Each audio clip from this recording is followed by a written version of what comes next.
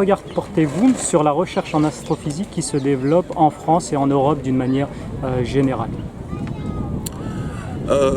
La France et l'Europe sont tout à fait au diapason mondial, donc on participe tous ensemble, enfin tous ceux qui sont imbriqués dans cet effort international, comme j'ai dit tout à l'heure, reçoivent évidemment toutes les publications les plus récentes, les plus pointues, ont accès aux données qui viennent d'être reçues à travers les satellites ou les accélérateurs ou les laboratoires.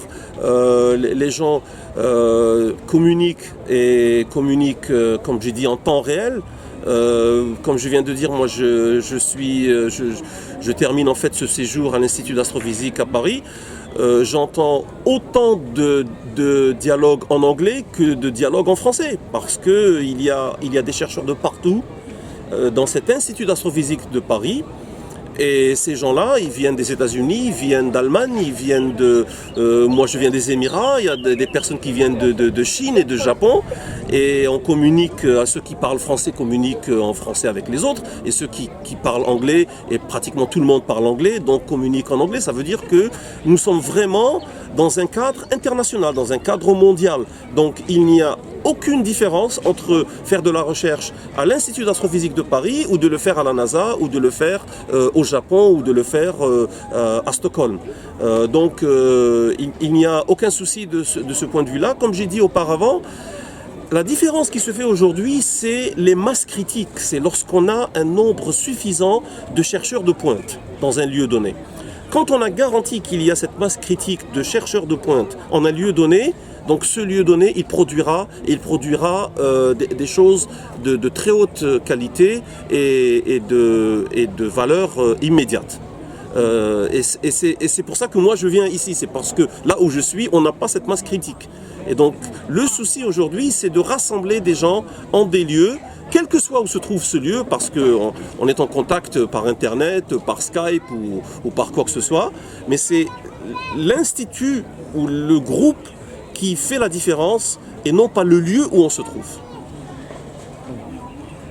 Alors, nous avons remarqué vos nombreux efforts au sein de la communauté musulmane afin d'introduire au sens scientifique, enfin introduire entre guillemets, plutôt mettre en évidence l'importance de la théorie de l'évolution dans le cadre scientifique. Pourquoi tant d'efforts en fait ? Pour moi, il est impératif que le monde musulman intègre la démarche scientifique dans sa culture. C'est un projet, c'est un principe général qui me semble fondamental. La démarche scientifique, c'est cette attitude scientifique, c'est cette approche du monde, c'est cette façon de raisonner, cette façon d'accaparer le monde, de rechercher, de savoir. Comment savoir que ce que l'on sait est correct, est vrai ou est incorrect, est faux? Et cette démarche scientifique, elle englobe tous les domaines, c'est-à-dire les domaines de l'astronomie, les domaines de l'astrophysique, mais aussi les domaines de la biologie, les domaines de la nanotechnologie, les domaines de la géologie, de la médecine et autres. Et donc on ne peut pas prendre la science comme étant un menu, tiens ça j'aime bien, je vais prendre, ça je n'aime pas, je ne vais pas le prendre. Parce que la démarche scientifique, elle est cohérente, elle est consistante, elle est la même dans tous les domaines. Donc si moi j'accepte de faire de la démarche scientifique un outil important dans le domaine de l'astronomie, ce qu'acceptent volontiers les musulmans de manière générale, dans la plus grande majorité, il faut que je sois cohérent et que je fasse exactement la même chose dans le domaine de la médecine, dans le domaine de la biologie, dans le domaine de la géologie ou dans tout autre domaine.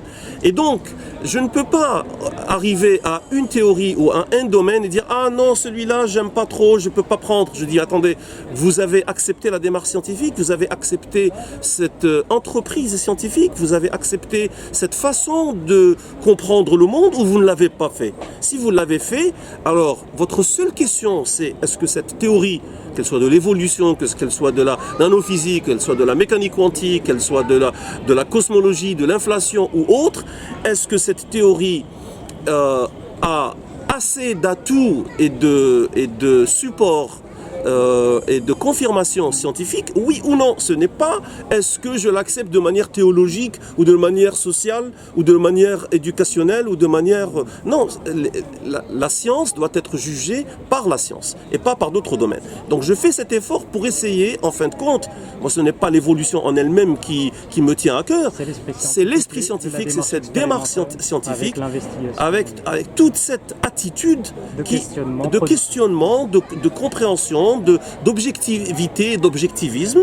Et lorsqu'on atteindra cet état d'esprit, comme l'avaient fait nos ancêtres il y a 1000 ans, il y a 1200 ans, il y a 800 ans, je pense que la culture musulmane, la société musulmane aura fait un bond en avant, elle aura comblé ce fossé qui la sépare aujourd'hui des autres sociétés et des autres parties du monde. Et là, nous serons capables de faire du développement encore une fois.